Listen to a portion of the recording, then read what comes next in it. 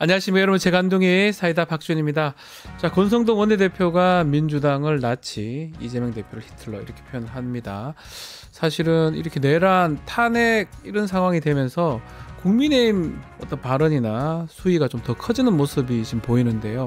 박근혜 예전에 탄핵 때하고는 좀 다른 양상이, 그때만 해도 정당, 그 보수 정당도 같이 갔던 것 같은데 지금은 영 다른 모습으로 반대의 모습을 좀 보이는 게 좀 놀랍습니다.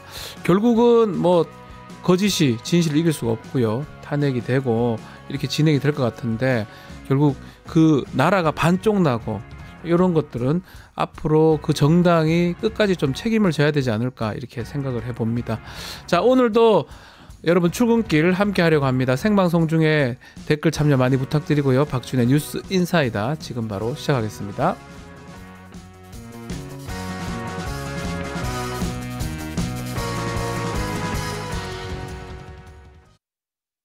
유튜브 구독하고 실시간 채팅과 댓글을 남기시면 매일매일 7,000TTCO를 드립니다. 참여 방법은 통통물 어플을 다운로드하고 회원가입과 로그인을 해주세요. 마이페이지에서 나의 회원 고유 번호를 복사해주세요. 유튜브 구독 후 실시간 채팅이나 댓글창에 고유 번호를 한 번만 입력하면 준비 끝! 지금 유튜브 채팅과 댓글 쓰기 참여하고 7,000TTCO 받아가세요. 바쁜 아침, 오늘 꼬가란 뉴스들 엄선해서 정리해드리겠습니다. 듣기만 해도 이해가 속 뉴스픽, 오늘도 뉴스토마토의 자랑 전현주 기자와 함께하겠습니다. 안녕하십니까? 안녕하세요. 자랑인가요? 네, 자랑입니다. 자랑스럽습니다. 네, 감사합니다. 네. 자, 윤석열 어제 헌법재판소 탄핵심판 변론기일에 처음으로 출석을 했습니다. 뭐 역시 모든 의문, 질문에 대해서 부인을 했는데요. 어제 윤석열의 발언에 대해서 하나씩 좀 짚어보겠습니다.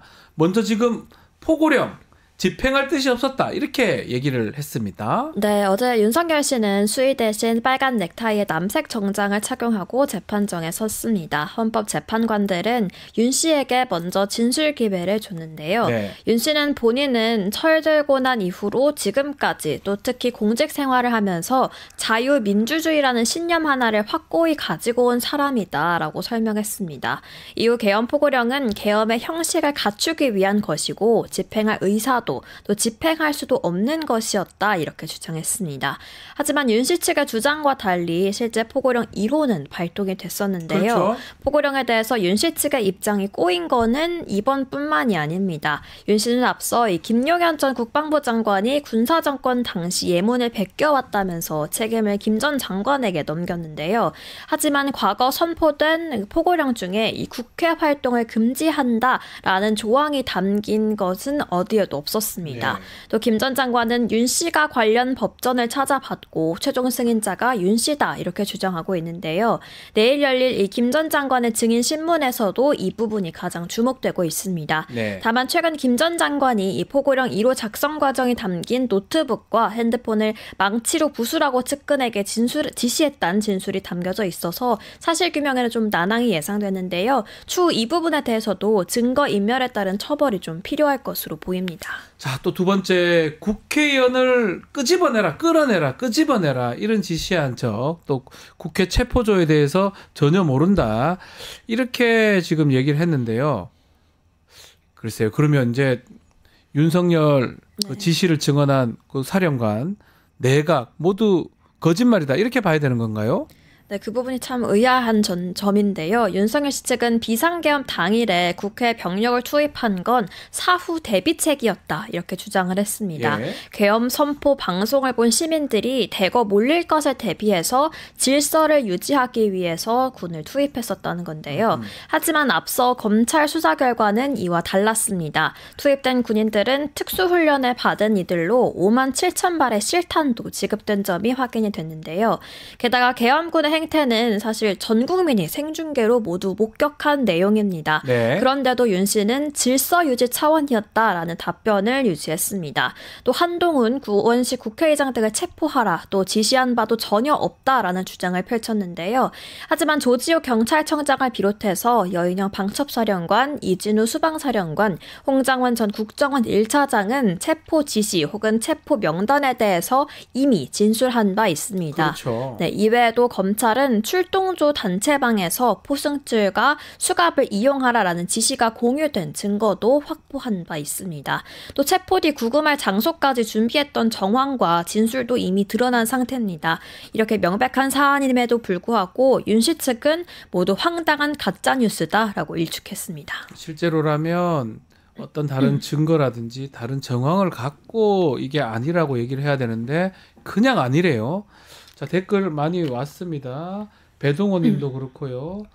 술 먹듯이 거짓말을 술 먹듯이라고 이렇게 우리 질하루요 님 또 이프로 님도 오셨고요.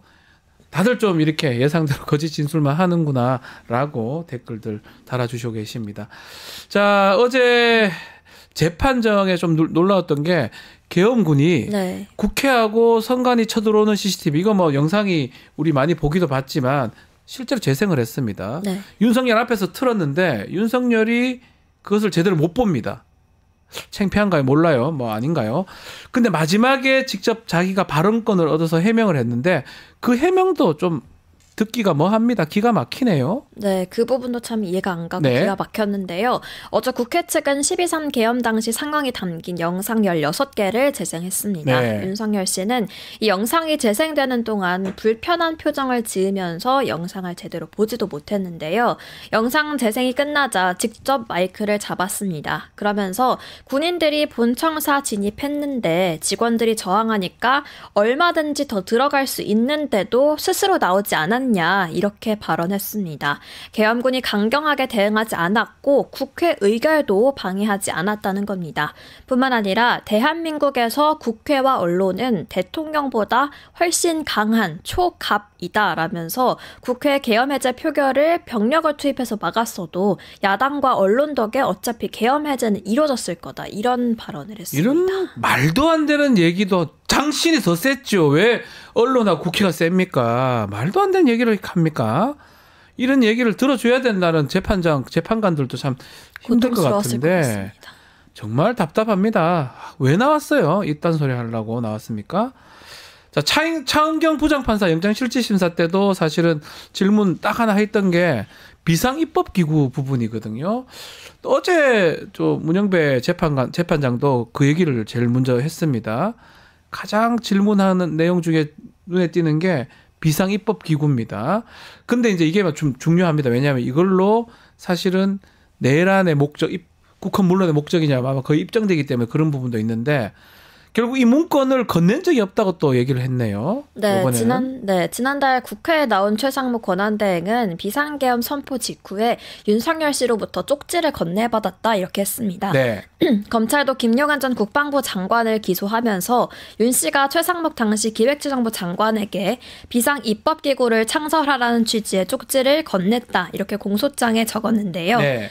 어제 재판장이 이 쪽지를 기재부 장관에게 준 적 있냐라고 묻자 윤 씨는 이 쪽지를 전달한 적도 없고 이 쪽지에 대해서도 나중에 기사를 보고 알았다 이런 답변을 내놨습니다. 네. 그러면서 이걸 만들 사람은 국방부 장관밖에 없는데 당시 국방부 장관이 구속돼 있어서 구체적으로 확인 못했다 이렇게 말했습니다. 이 비상입법기구 창설 시도는 국회 무력화 등 국헌 문란 목적을 뒷받침하는 핵심 정황 가운데 하나인 만큼 굉장히 중요한 부분인데요. 앞으로 이 목요일에는 김용한 전 장관이 증인으로 출석할 예정인 만큼 이 부분에 대해서 또 어떤 다른 말을 내놓을지 아니면 일종의 가이드라인을 작용해서 또 말 맞추기를 시도할지 계속해서 지켜봐야겠습니다. 이 가장 중요한 어떤 정황이고 또 중요한 내용인 만큼 계속 질문을 하는데 계속 말이 왔다리 갔다리 하고요. 김용현하고 또 입 맞추려고 하는 그런 모습도 보입니다. 자, 김용현이 나왔을 때 또 어떤 얘기를 할지. 다 지금 보면 거짓말이 더 너무 많습니다. 입만 띄면 지금 거짓말, 헛소리, 막말을 지금 하는 거 아니냐 이런 글들이 많이 올라오고 있습니다. 저기 갔으면 좀 납득할 만한 얘기를 해야 되고요. 책임질 만한 얘기를 해야 되는데 이런 사람이 2년 이상 국가 대통령직에 있었다는 것 자체가 놀랍다고 댓글도 많이 있습니다. 책임감도 없고요. 자, 어제 윤석열 직접 변론에 참석한 뒤에 마치고 나서 서울구치소가 아니라 서울 그 지구병원으로 진료받기에 떠났다고 네. 하는데 이거는 또 사전에 또 계획이 있었다면서요. 네, 당초 윤석열 씨는 변론 종료 직후에 네. 서울구치소로 바로 복귀해야 했습니다. 하지만 구치소가 아닌 국군 서울지구병원으로 향했는데요. 윤 씨 측은 한 달 전부터 주치의가 받으라고 한 치료인데 더는 연기하면 안 된다고 해서 치료받았다라고 설명했습니다. 또 법무부도 20일 구치소에서 의무관의 진료를 받았고 의무소장의 허가를 받아서 병원을 방문한 거다 이렇게 밝혔습니다. 윤 씨의 병원 방문은 사전에 공개되지 않은 일정인데 어제 SBS 단독 보도에 따르면 21일 오후 2시 40분부터 어제 저녁까지 국군 지구병원 인근은 이미 비행금지 구역이 설정으로 돼 있었습니다. 특정 구역에 한해서 그리고 24시간 넘게 비행금지 구역에 설정되는 건 사실 흔하지 않은 일이라서 윤 씨가 직접 헌재 변론에 출석하겠다라고 밝힌 시점부터 병원 방문을 염두에 뒀다는 해석이 가능해 보입니다. 과연 이게 지금 제대로 지금 하고 있는지 정말 건강상의 문제가 생긴 건지 치료를 받아야 될 이유가 있는 건지 지금 이 상황에도 법의 형평성 측면을 또 봐야 되지 않을까 생각도 들어요. 네. 아니 변론에 참석해서 헛소리를 다른 얘기를 하고 구치소로 가지 않고 바로 지구병원 가서 9시까지 있다가 갔던 거 사전에 이런 것들을 계획했다는 거 정말 참 말이 안 나오는 상황인데 공수처가 정말 좀 난감합니다. 계속적으로 조사를 좀 하려고 또 강제 구인이나 그런 걸 하려고 갔는데 결국은 윤석열 만나지도 못했어요. 병원 갔잖아요. 네, 그래서 맞습니다. 지금 강제 구인 또 불발이 됐습니다. 네, 공수처는 출석 요구에 거듭 불응하는 윤 씨에 대해서 어제도 강제 구인 제시도에 나섰지만 결국 불발됐습니다. 공수처는 강제 구인 및 현장 대면 조사를 위해서 서울 구치소에 방문했지만 피의자인 윤석열 씨가 외부시설 진료 뒤 9시 이후 기소함에 따라서 조사는 이뤄지지 않았다 이렇게 밝혔습니다. 공수처 검사와 수사관은 조사를 위해 오후 5시 30분 출발해 오후 5시 47분쯤 서울 구치소에 이미 도착해 있었는데요. 네. 윤 씨가 변론기일에 출석한 뒤 오후 4시 42분쯤 헌재를 출발한 점을 좀 고려해 보면 윤 씨가 곧바로 구치소로 향할 것으로 공수처는 예상했던 것으로 보입니다. 하지만 윤 씨가 병원 갔다가 구치소에 돌아온 시각은 오후 9시 9분쯤으로 이미 조사가 불가능한 시간이었는데요. 인권보호 규정상 특별한 사정이 없으면 당사자 동의 없이 오후 9시를 넘긴 심야 조사는 진행될 수 없습니다. 네. 이 윤 씨의 이동 동선이 아무리 경호 보안 사항이라고 했더라도 공수처가 윤 씨 변호인과 좀 사전에 소통했다면 허탕은 막을 수 있었던 거 아니냐 이런 비판도 좀 나오고 있는 그러네요. 상황이고요. 네. 공수처는 오는 28일 1차 구속기간이 끝날 것으로 예상하는 만큼 구치소 내부에서 현장 조사하는 방안을 비롯해서 오늘도 재차 강제 구인을 시도할 방침입니다. 그렇죠. 28일이라고 하니까요. 1차 구속기간 만료가 계속적으로 할 것 같은데 뭐 중요한 거는 그렇다고 한들 뭐 또 입을 열겠나 싶기도 합니다. 자, 그런 경우는 입을 열지 않으면 그만큼 합당하게 기소를 하고 합당하게 처벌하면 됩니다. 뭐 진술거부권 행사할 수 있는 건 본인 권리이기도 하고요. 얘기하고 싶으면 가서 하잖아요. 좀 헌법재판소에 가가지고 막 해버리고 조사에는 응하지 않고 재판하게 되면 그것도 응할 것 같긴 한데요. 공수처도 사실은 뭐 좀 그런 부분들까지 고려하고 좀 해야 되지 않을까. 뭐 자꾸 이제 검찰에 가면 검찰이 풀어줄 거다 뭐 이렇게 얘기하는데 뭐 그거는 뭐 그렇지는 않을 것 같은데 한번 지켜보기로 하고요. 자, 윤석열 얘기는 이 정도 하고 트럼프 취임 소식도 좀 짚어보겠습니다. 4년 만에 2기 트럼프 시대를 맞이하게 됐는데 야, 취임식도 사실 상당했습니다. 광폭 행보를 또 했습니다. 네, 4년 만에 복귀한 트럼프 네. 대통령은 이번에도 미국 우선주의를 강조했습니다. 취임사에서 가장 많이 쓴 단어도 이 아메리카로 모두 41번 동안 발언을 했고 위대한 또 강한 이런 단어도 자주 등장을 했습니다. 미국의 황금기는 지금 시작되고 있다면서 불법 이민 단속, 에너지 규제 완화 등을 핵심 과제로 제시했습니다. 또 취임식에서도 재차 이 파나마 운하를 되찾겠다면서 팽창 사장주의 욕심도 드러냈는데요. 또 첫날부터 트럼프 대통령은 수십 개 행정명령에 서명했습니다. 대부분은 이 바이든 행정부의 정책을 뒤집는 거였는데 그 모습은 전 세계에 생중계됐습니다. 이 지지자 2만 명의 환호 속에 가장 먼저 서명한 건 바이든 전 대통령 시절 이루어진 78개 정책 철회였습니다. 이후 사용한 펜을 이 관중에 던져주는 일종의 펜 서비스로 마무리했는데요. 계속해서 트럼프는 세계보건기구 재탈퇴, 파리 기후협약 재탈퇴 등에 대해서도 서명을 했습니다. 결국 취임 첫날부터 서명식 생중계를 통해서 자신의 파격적인 공격이 모두 실행에 옮겨질 거란 메시지를 좀 전 세계에 전달하려고 했던 것으로 보입니다. 역시 트럼프입니다. 쇼맨십도 있고요. 던지면서 다 보여줬거든요. 네. 그중에 눈에 띄는 게 우리 관련된 건데 지금 북한을 핵보유국이라고 불렀습니다. 뭔가 또 김정은하고 그 관계가 좋다 이런 얘기도 했던 것 같고 이렇게 발언한 것 이것도 좀 눈에 많이 띕니다. 네, 맞습니다. 트럼프 대통령은 취임 직후 행정명령에 서명하는 자리에서 네. 김정은 북한 총비서를 언급하며 북한에 대해서 처음으로 핵 보유국이라고 불렀습니다.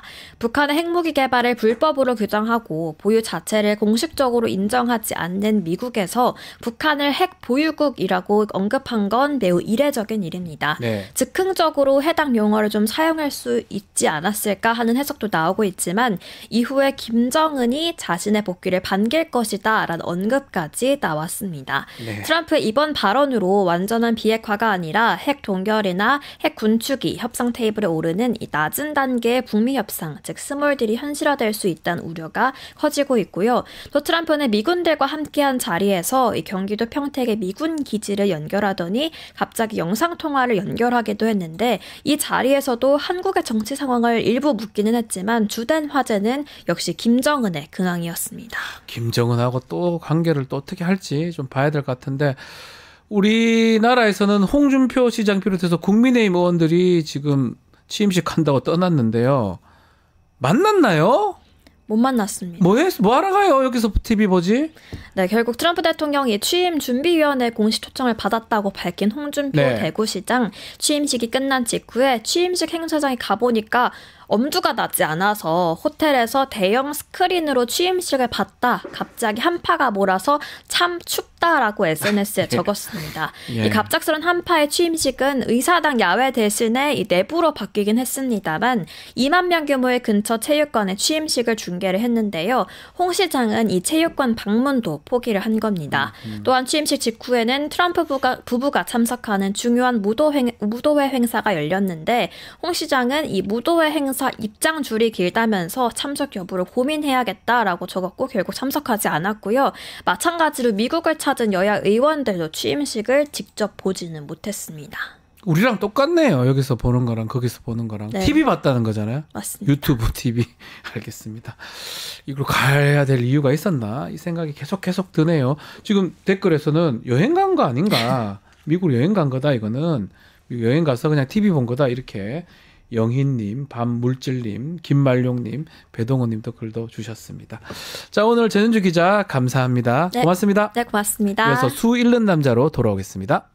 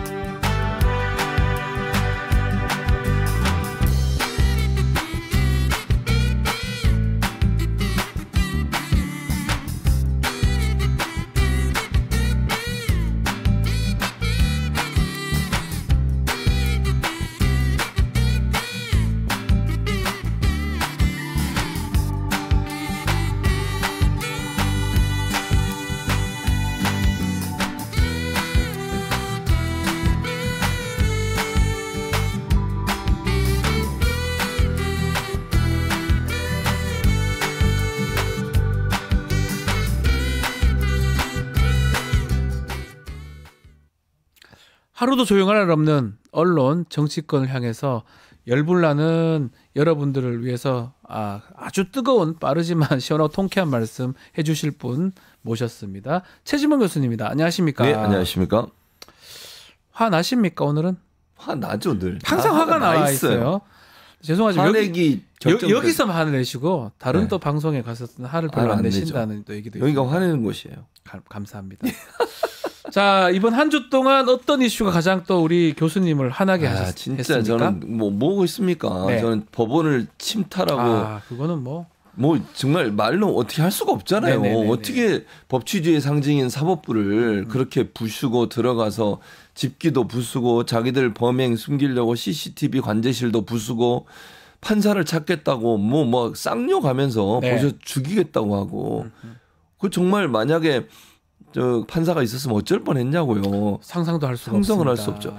9층이 집무실인데 이제 잘못하고 7층으로 갔더라고. 영장 예. 전담 판사를 찾아냈으니까 7층에도 사실 전담 판사 방이 있었습니다. 있었죠. 그 안에 거기를 집중적으로 들어가게 타겟으로. 됐고요. 예. 그러니까 저는 이게 그냥 우연히 일어난 일이라고 보지 않아요. 지금 네. 보니까 구속영장 심사하러 가서는 뭐 견학 같다 뭐 있다 소리를 하더라고요. 이게 네. 말이 되는 소리입니까?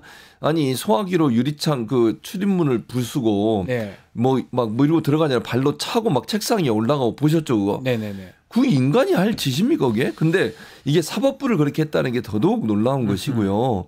이 사람들은 법이고 뭐고 법 위에 군림하려고 하는 거예요.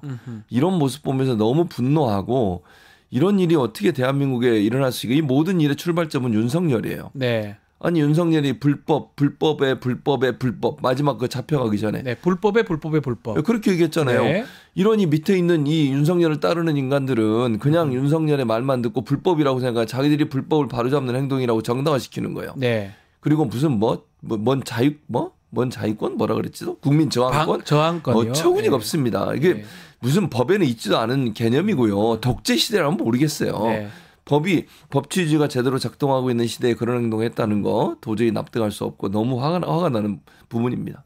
자, 지금 지금 서부지법 폭동 얘기 좀 더 이어가면 눈에 띄는 게 뭐냐 하면 2030 청년들이 너무 많이 있다고 많습니다. 그러더라고요. 절반이 넘어가요. 예. 교수님 이건 어떻게 봐야 됩니까? 일단 어제 뉴스를 보니까 그런 네. 얘기가 나오더라고요. 거기 나와서 했던 사람들이 대체적으로 특정 세력의 그러니까 세력이라고 보다 이런 표현을 써서 교단이라고 써볼게요. 교단이다. 특정 교단에서 운영하는 교회에서 청년으로 활동하는 분들인 아하. 것 같다. 요거 검증은 아직 안 된 거죠. 검증은 확실히. 안 됐어요. 예. 근데 어제 이제 뉴스 보도에 그게 나왔어요. 예, 예, 그러면서 예. 이제 집회에 나와서 2030이라고 발언하고 이런 사람들이 어느 교회 소속이다 이런 얘기를 한 게 나오더라고요. 네네. 그래서 이 사람들이 다 그렇다고 보기는 어려워요. 예, 그럴 수는 없습니다. 다만 이제 의혹을 제기한다면 예.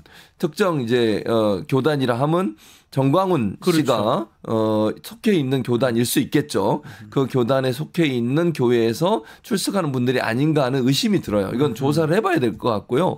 수사를 해봐야 될 것 같은데 그런 사람들이 대체로 많이 참여하는 게 아닌가 이런 생각이 드는데 이제 보수적 성향 특히 이제 극우적 성향의 설교나 이런 걸 통해서 하는 사람들이 밑에서 계속 교회를 나가게 되면 가스라이팅을 당하는 건요. 예. 그러니까 이런 사람들은 뭐가 진실인지를 헷갈리게 돼요. 예를 들면 쉽게 설명하면 이런 거예요. 사이비나 이런 뭐 신천지 이런 데 사이비 교단에 들어가거나 정명석, 네. JMS. 우리 박 변호사 알지만 우리가 생각할 때 뭐 대학생들이나 아니면 젊은이들이 많이 가 있잖아요. 사실 명문대학생들이 최초 많았다고 그러니까요. 하거든요. 또 뭐 신천지 예. 같은 경우에는 경찰 뭐 심지어는 검찰 네. 뭐 이런 사람도 있다고 그러잖아요. 수사관들도 있고 공무원들도 있고 네. 그래서 뭐 정명석 이로 해서 빼주기도 하고 정보도 전달하고 이런다는 거 아닙니까? 이렇다고 하면 우리가 생각할 때 아니 그렇게 대학생들이 설마 그런 말에 넘어가겠어? 이건 말이 안 통하는 거예요. 네. 가스라이팅 당하기 시작하면 우리가 상상할 수 없는 일이 일어나요.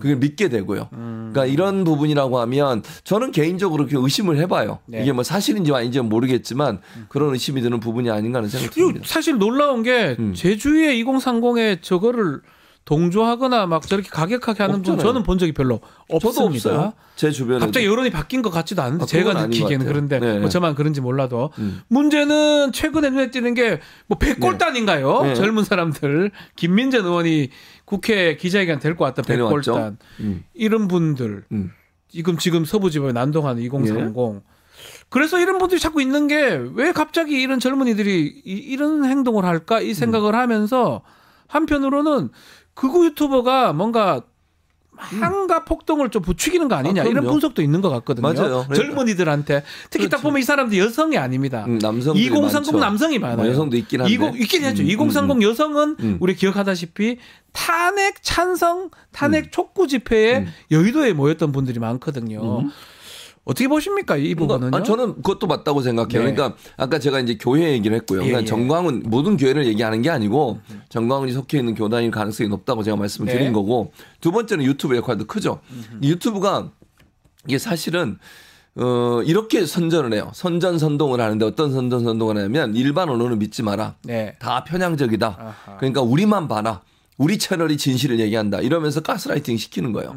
그럼 그것만 계속 보는데 거기서 뭐라 그러냐. 구구적 생활을 계속 얘기하는 윤석열은 죄가 없다. 민주당이 뭐 폭동을 일으켰다. 그래서 결국은 이렇게 됐다. 이런 식으로 자꾸 선전을 하는 거잖아요. 그리고 이제 서부지법 가서도 국민 저항권이다 계속 얘기하잖아요. 이 얘기를 전광훈도 했고요. 네. 많은 사람들이 했잖아요. 그 유튜버들이 계속 그 얘기를 해요. 지금 들어보면. 그 저항권을 사실은 그런 저항권 용어는 있죠. 네. 헌법에는 없죠. 헌법 교과서에 있고 네. 저항권은 독재 정권에 더 이상 우리가 할 방법이 없을 때 네. 국민들이 쓰는 마지막 저항 수단인데 그렇죠. 실제로 지금 정상적으로 사법 시스템이 다 돌아가고 작동되고 있죠. 있고 누가 독재인데요? 누가 독재를 해요? 그리고 아니 정권을 누가 잡고 있어요? 윤석열이가 그러니까요. 잡고 있잖아요, 정권을. 참 이상하죠. 무슨 이 저항이에요, 저항은. 이상합니다. 근데 그런 말을 통해서 가스라이팅 계속 시키는 거예요. 아, 해도 돼. 예. 이렇게 해야 돼. 그리고 자고 있는 사람 찾아서 유튜브 보셨죠? 일어나라고 이제. 예. 이제 들어가야 된다고. 네. 이런 얘기를 하면서 뭐라 그러더라? 뭐 투쟁이란 말을 안 썼지. 무슨 말을 하면서 계속 정당화 시켜주는 얘기를 하는 거예요. 논리적으로 예를 들면 이런 거예요. 극우 유튜버들은요, 자기들의 행동, 즉, 어떤 사람들을 막 흥분을 시켜가지고 행동을 하게 하고 그 행동이 정당하다는 거를 계속 얘기를 해주는 거예요. 네. 그럼 가스라이팅 되면 어떻게 했어요? 내가 해도 되는구나.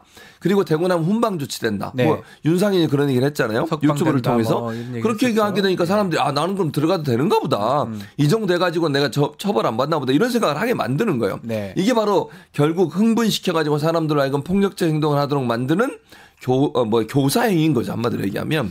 유튜버들이 그런 얘기를 하니까 결국 사람들이 거기에 부하 내동해가지고 같이 그런 행동을 하게 되는 요인을 작용한다고 볼 수 있는 거죠.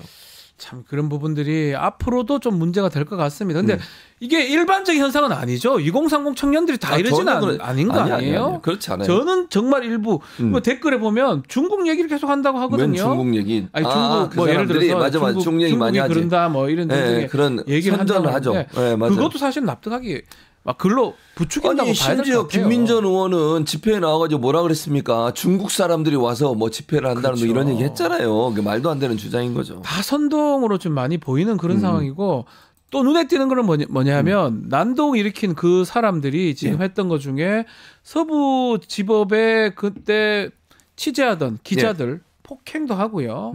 메모리 카드도 탈취하고 이거는 지금 언론 학자시잖아요. 예, 그렇죠. 그 부분 어떻게 봐야 됩니까? 이게 언론 탄압인 거죠. 네. 그러니까 언론을 탄압하는 게 국가기관이나 권력기관이 본인들에게 부정적 보도를 하는 걸 탄압하는 걸 예를 들면 윤석열 정부에서 예컨대 네. 언론사들을 압수수색하거나 입막음 임마가 기자들 이틀만 하거나 뭐 이런 이틀막. 것들 이런 네. 것들이 다 언론 탄압인데 이제는 극우 세력이 나서가지고 언론 탄압을 하는 거예요. 네. 언론사들이 정당법으로 취재하는데 본인들한테 부정적인 예를 들면 윤석열에 대한 비판적 기사를 했다고 해서 메모리 카드 뺏고 카메라도 부숴버리고 막 못 들어가게 막고 폭행까지 당했대요.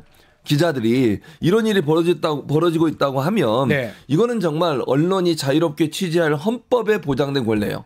언론의 자유나 표현의 자유는 네. 헌법의 권리입니까 아닙니까? 박지훈 변호사님. 헌법에 걸리죠. 그렇죠. 그 권리를 기본권, 침해하고 있는 거예요. 기본권. 헌법을 위배하는 행동을 하고 있는 거예요. 그렇죠. 그리고 국민들을 대신해서 알 권리를 행사하고 있는 언론에게 이런 재갈을 물리고 폭력을 행사하고 못하게 막는 것은 국민의 알아야 될 권리마저도 방해하는 행동이다. 네. 이건 대단히 위헌적인 행동이고 그래서 처벌을 크게 받아야 된다고 생각합니다. 그래서 이 젊은이들도 문제고 또 난입했던 사람들 지금 구속영장이 청구가 됐습니다. 예. 많은 수가 구속이 될 걸로 같고 엄정하게 처벌이 될 겁니다. 근데 이 문제는 좀 전에도 얘기를 했지만 이를 부추기는 예. 윤석열이나 또 국민의힘 정당이나 어떤 정치인들 어떤 뭐 언론인 아니면 그 뭐 종교라고 해야 되나요? 하여튼 그런 게 이제 문제가 되는데 예. 지금 좀 눈에 띄는 게 당시에 7층부터 판사 사무실이에요. 네. 맞아요. 직행했다는 거예요. 직행했죠, 7층으로. 바로. 뭐 안내판이 있긴 하지만 네. 이거 저도 법원에 자주 서부지방법원 자주 개인 사무실 하지만- 안 가시잖아요. 가죠. 왜 안 갑니까? 가요? 왔다 갔다 하죠. 중앙법원도 가고 서울중앙지법도 가고 서부지방법도 가는데 7층부터 판사 사무실 있다는 걸 네. 잘 모르거든 일반인들은. 그러니까. 글로 바로 갔다는 네. 거는 뭔가 지금 배후가 좀 있는 거 아니냐 이런 얘기를 하고 있어요. 그러니까요. 누군가가 정보를 줬을 가능성에 대해서 예. 얘기를 하고 있는데 장경태 의원이 어제 이제 그런 얘기를 했어요. 이게 뭐 네네. 언론에 나와서 얘기한 얘기니까 그걸 인용해서 말씀을 드려보면 네. 폭력 사태 관련해서 윤석열 대통령의 변호인을 하고 있는 석동현 친구이기도 하고 40년지기라고 하잖아요. 그렇죠. 석동현 변호사가 배우로 의심된다는 의혹을 장경태 의원이 제기를 했습니다. 장 의원이 뭐라 그랬냐면 석 변호사가 서부지법 바로 옆에 있는 식당에 새벽 1시에 들어갔다. 물론 석 변호사는 그걸 부인하고 있어요 지금. 네. 자, 가기는 뭐 일찍 갔다 집에 이렇게 얘기하고 있는데 이건 장경태 의원의 의혹 제기입니다. 그걸 전달해 드리는 건데 1시에 들어갔다고 얘기하면서 변호사가 무슨 할 일이 없어서 새벽 1시에 서부지법 옆에 있는 호프집에 갔는지 모르겠는데 함께 동석했던 사람들 중에 난입했다는 제보가 있다라고 주장을 하고 있고 아하. 또 하나 한국 기독교 장로 이제 기독교의 교단이 여러 군데가 있거든요. 네. 그중에 김용민 목사 아시죠? 네. 김용민 목사가 속해 있는 곳이 한국 기독교 장로예요. 아하. 예수교 장로회 말고 예. 기독교 장로회에서는 총회 명의로 그러니까 전체 장로 기독교 장로계 전체 이름으로 이번 폭동의 실질적인 배후의 사랑제일교회 목사라고 얘기하는 요즘 일부에서는 그런 얘기 하더라고요. 네. 유사 목사 이런 표현을 쓰던데. 유사 목사요. 네, 가짜 그런 표현을 목사. 쓰다는 거죠. 예. 정광훈 씨의 가짜 뉴스를 기반으로 한 선동이 있었다. 이런 지적이 나오고 있는 거죠. 그러니까 석동현 변호사라든지 예. 아니면 정강훈 씨 예. 이런 사람들이 뒤에서 뭔가 조종했지 않았을까. 네. 그런 의혹. 뭐 이건 확인을 해봐야 될 것 같습니다. 왜냐하면 그렇습니다. 매우 심중하고 엄중한 또 일이기 때문에. 이미 시민사회단체가 정광훈을 고소를 했어요. 네. 그러니까 이제 수사를 해야죠. 그 교사를 했는지 안 했는지. 조사해야 네, 되고 조사해야 된다. 맞다고 하면 음. 응분의 대가를 치러야 되지 않을까 예. 생각이 듭니다. 또 문제가 있는 게 저는 언론도 좀 문제가 있다고 봅니다. 오늘 언론 얘기하는 날이니까 좀 예. 질문 드려보면 폭동 책임을 일단은 폭도들이 잘못됐다. 난입한 사람이 잘못됐다 해야 그렇게 되는데 얘기하죠. 일부 언론들은 보면 민주당도 좀 잘못 있다. 공수처도 좀 잘못 있다.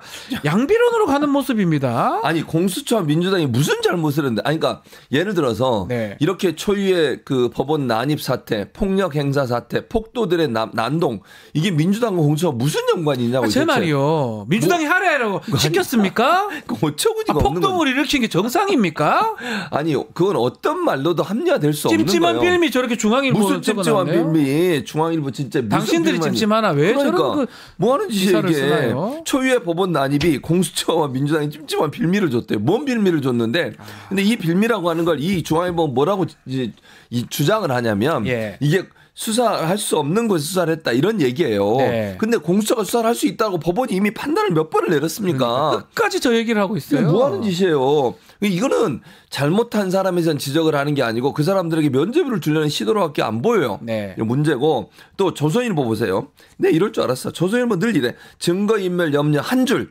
법조계 자범 수준 사유로 대통령 구속이래요. 아니 구속영장에 그럼 증거인멸의 우려가 있다 이렇게 나오는 거 아니에요? 100줄 적을까요? 1000줄 적을까요? 진짜 어쩌 원래 거기는 한 줄만 적어요. 네.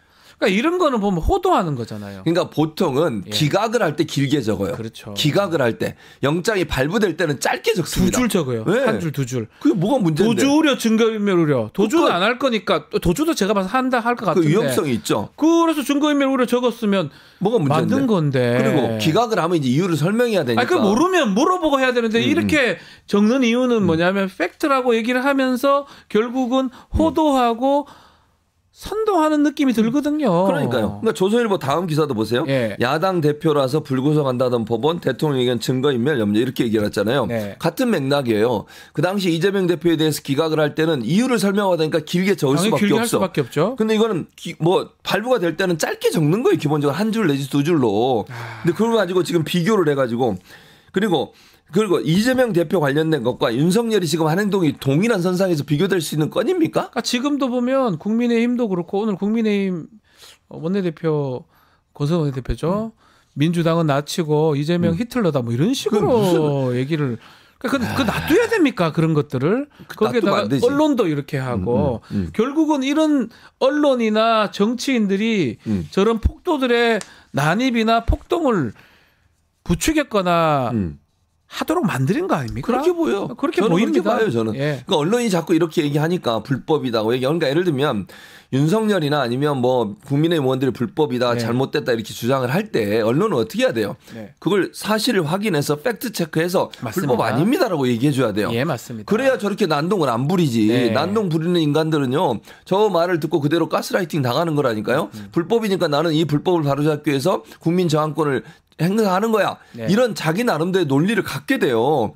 그러면 더 과격한 행동을 할 수밖에 없는 거예요. 언론의 책임 아닙니까? 당연하죠. 언론의 책임이지. 더 이상 검증할 필요가 없고 당연히 해야 될 거는 그걸 하고 그 위에서 쟁점이 될 또 검증이 필요하고 예. 논쟁이 될 만한 거를 언론에서 얘기를 해야 되지. 당연하죠. 살인을 했어요. 예.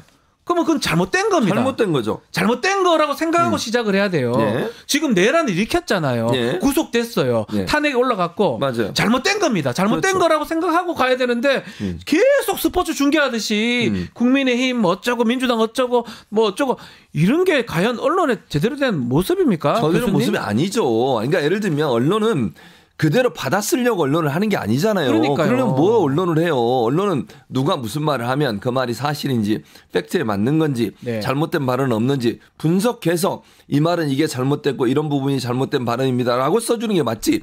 그대로 인용해서 따옴표 저널리즘만 하고 있잖아요. 따와가지고. 그러니까 그게 그 안에 의도가 보인다는 거예요. 당연하죠.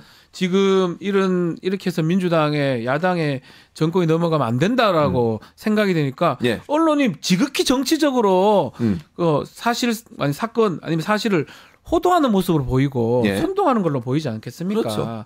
자, 좀 더 충격적인 게 뭐냐면 예. 이거는 뭐 이게 언론이라 해야 될지 모르겠는데 스카이데일리라는 곳입니다. 스카이데일리라는 언론사 예. 인터넷 언론사인데 지난 16일 날 비상계엄 당일날 계엄군이 미군하고 공동작전을 펼쳤고 선거연수원을 급습해서 중국인 국적자 99명을 체포했다.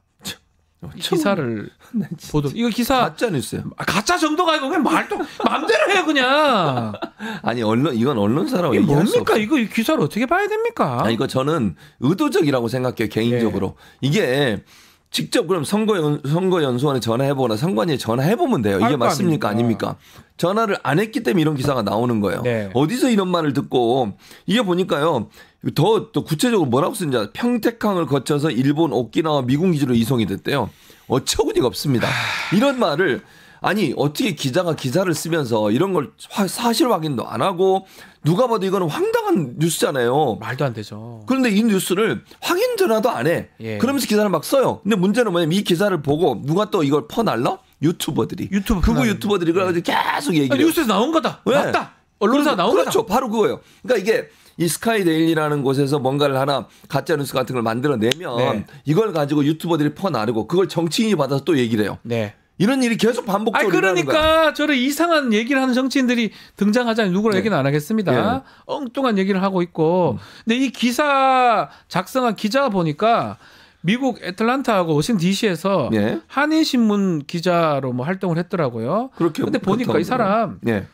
비슷한 전력들이 많아요. 5.18 민주화운동 특별법 위반 혐의로 고발당한 전력이 있네요. 지난해 10월에요. 작년 예. 10월에 광주광역시 그리고 5.18 기념재단에 의해서 5.18 민주화운동 등에 관한 특별법 위반 혐의로 이 사람하고 권영애라고 알죠. 권영애 전 안기부장 이 두 사람이 네. 고발을 당했습니다. 그러니까 이게 이 사람이 이 기자가 5.18 기획 기사를 쓰면서 5.18 민주화 운동의 허위 내용을 유포해서 네. 고발받아 수사받고 있다는 그런 얘기가 나오고 있는데 그 말은 5.18에 대한 5.18 특별법이 뭐냐면 5.18의 명예를 훼손하거나 네. 사실을 왜곡했을 땐 처벌받게 돼 있는 거예요. 지난번에 기억나시죠? 김진태도 있었던 것 같은데. 네, 김진태도 네. 강원도지사 그때 뭐 문제가 그 됐었죠. 예. 세미나 같은 거 있잖아요. 토론회 예. 같은 거. 그때 거기서 발언했던 문제가 논란이 돼가지고 법이 만들어졌고 네. 5.18의 정신을 해치는 또는 거짓 선동을 하는 경우에는 처벌받게 돼 있어요. 맞습니다. 그 법에 지금 고소가 돼 있는 상태예요. 예.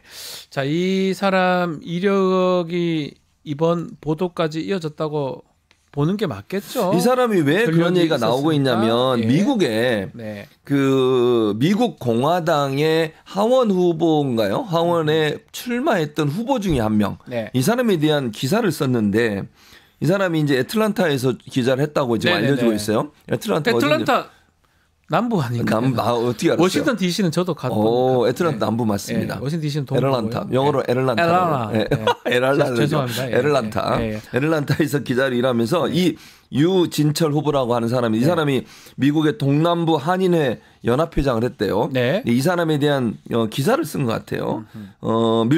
기사를 쓴 게 밀접한 관계를 맺은 것으로 알려져 있고 이 사람이 인터뷰를 했는데 유튜브 채널을 통해서 인터뷰를 하면서 그걸 보도하면서 유 후보가 지난 7일 한국을 방문했을 때 윤 대통령과 만나 중국인 간첩의 신문 정보를 전했다. 이것도 말이 돼요? 이게 또 말이야.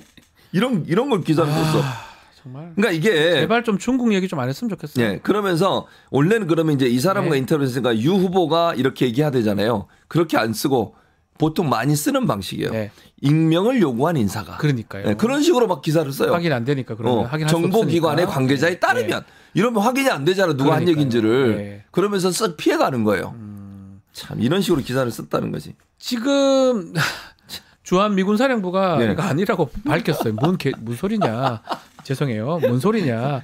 너무 어처구니 없으니까. 그렇죠. 군대 이제 주한 미군 사령부. 그러니까 이거 웃기는 게 그럼 미군이 이걸 했다는 거 아니에요. 주일 미군 기지로 압송됐다 그러니까. 그 말이 됩니까? 말이 안 되죠. 그래서 그 SNS에 주한 미군이 공식적으로 밝혔어요. 제발 확인 좀 하고 기사 써라.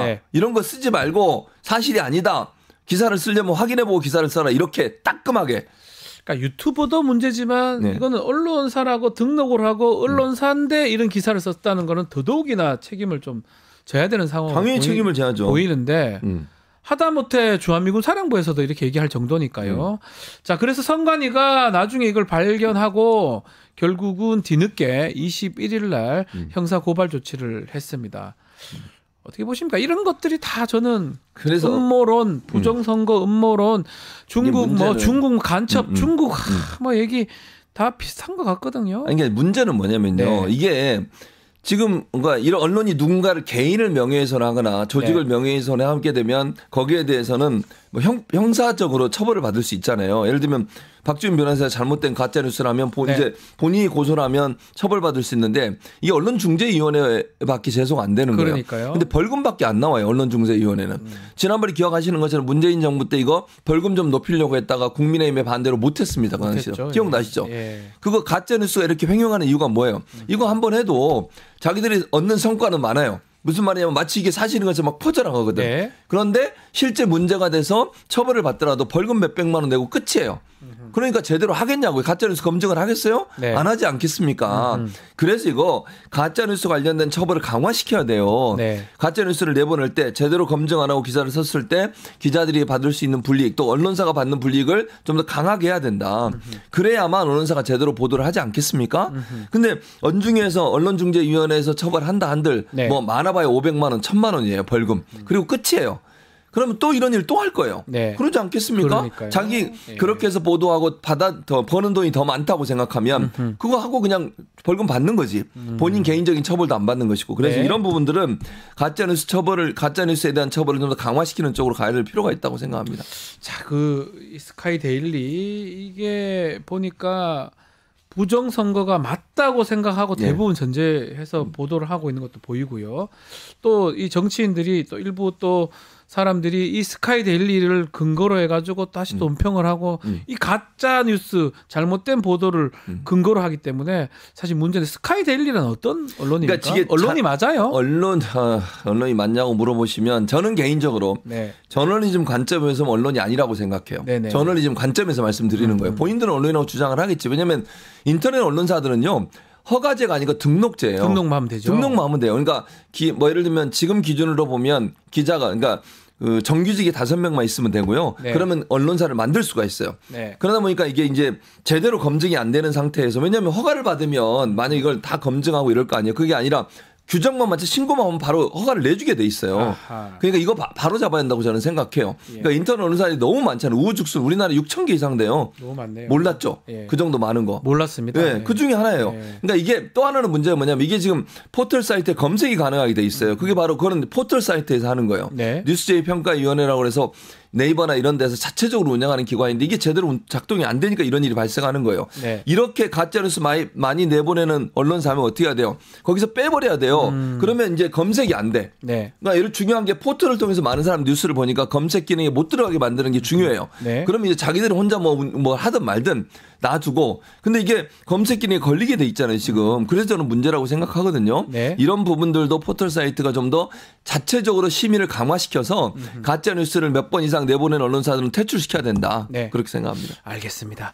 자, 댓글에 그래서 우리 최진봉 교수님이 방송통신위원장 가야 되는 거 아니냐. 가야죠. 가야죠? 라고 많은 분들이 말을 얘기하시죠. 하고 있네요. 가서 좀 해달라 뭐 이런 말씀하는 것 같습니다. 예. 자, 수요일날에서 마지막으로 KBS 이야기를 좀 하고 지나가야 될 것 같습니다.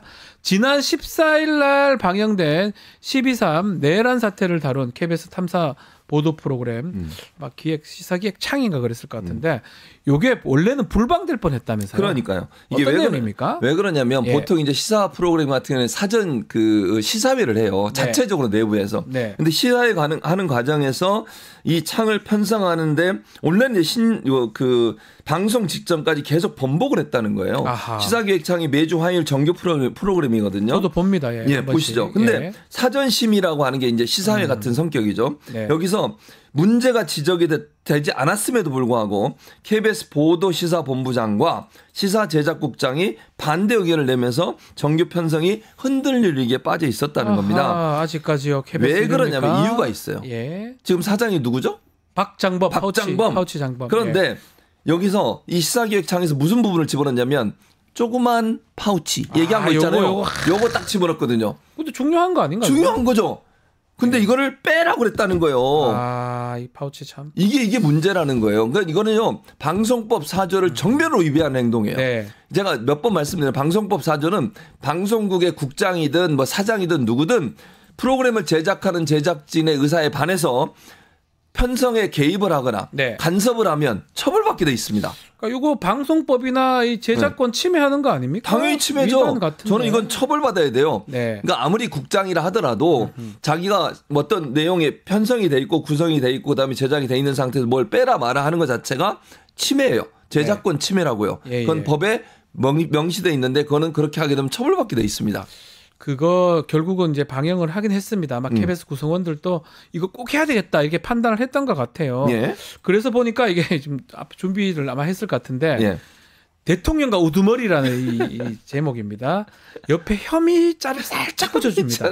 살짝 보이죠? 살짝. 혐의. 저 큰 거 아닙니다. 쪼맨하게. 조그만 글씨, 조그만 정말 글씨. 조그만 파우치처럼 예, 조그만 맞아요. 글자로 예. 혐의를 붙여서 이렇게 결국은 통과를 해서 방송이 되긴 됩니다. 저게 뭡니까? 진짜 창피한 줄 알아야 돼요. KBS는 국민의 수신료, 국민들의 수신료 갖고 운영하는 방송사 아닙니까? 그러니까요. 박 변호사도 내고 나도 내고 있어요. 시청자분도 내고 있고. 네, 저도 내고 있습니다. 이게 혐의를 저게 뭐예요? 보이는 거예요? 많은 거예요? 안 보여요? 잘못하면. 네. 자, 일단은 우여곡절 끝에 시사기획창 이제 방영은 됐습니다. 네. 어땠습니까? 이 반응은 그래도 좋았던 것 같거든요. 뭐 어쨌든 KBS가 네. 변하고 있다는 모습을 볼 수 있다는 점에서 그래도 기대감을 갖는 거예요. 저는 아직은 아니라고 봐요. 박장범이 물러날 때까지는 네. KBS가 제대로 돌아가지 않을 거라고 저는 생각합니다. 그렇기 때문에 시사기획창에 대해서 뭐 댓글에는 뭐 이런 모습 계속 보여주기 바란다. 국민의 방송으로 대답하기 바란다. 이런 마음이 있긴 하지만 네. 아직은 아니다. 절대 믿으면 안 돼요. 검찰도 마찬가지잖아. 네. 아니 말이야. 그 이번엔 누구지 그거? 김성훈. 네. 김성훈 그거 구속영장 청구하니까 반려했다고 이런- 하더라고요. 예, 반려가 뭔지도 모르겠지만. 그리고 또 뭐 자기들은 부인하고 있죠. 명태균 씨 핸드폰, 황금폰 네. 어떻게 하라 그랬습니까? 그러니까 없애라 뭐 이렇게 했다고 하는 보도가 되고 똑같아요. 있죠. KBS도 저는 박장범 사장이 물러나지 않는 이상은 절대로 바뀌지 않는다. 기대는 우리가 하고 물론 응원해 줄 수 있지만 네. 지금 이런 상황이니까 박장범이 약간 물러나는 것 같죠? 절대로 아니라고 생각해요. 저는 기준을 우리 예. 최진봉 교수가 KBS 나오는 게 기준인 것 아 그럼요. 혹시 깔렸잖아요. 섭외 들어옵니까? 안 들어옵니다. 저는 전화는 왔던 것 같은데 저랑 좀 저한테는 저랑 전화도 차이는 좀 있네요. 제가 더 그런가 보죠? 네, 그래서 알겠습니다. 이제 KBS가 정상화되는 거는 우리 최진봉 교수님이 출연을 하는 KBS에 거죠. 출연하는 거. 잘린 이후에 그것도 연기를 윤석열 좀- 정부에서 잘려가지고 아직도 출연을 못 하고 있죠. 저도 뭐 잘리기 오래되긴 했지만 연락도 안 옵니다. 저는 연락은 받았는데 아직은 안 가고 있습니다. 알겠습니다. 예. 자, 오늘 말씀은 여기까지 듣겠습니다. 최지문 교수님 감사합니다. 감사합니다.